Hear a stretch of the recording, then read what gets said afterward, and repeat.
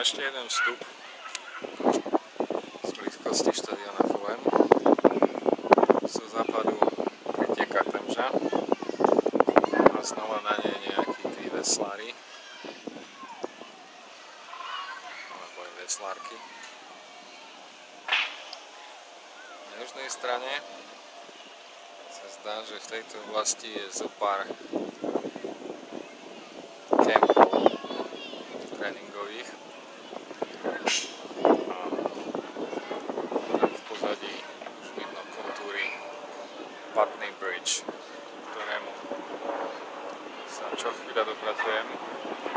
Tento park len pre ilustráciu, keď som tu bol naposledy, tak bol vo vysokom štádiu rekonštrukcie. Dnes je tu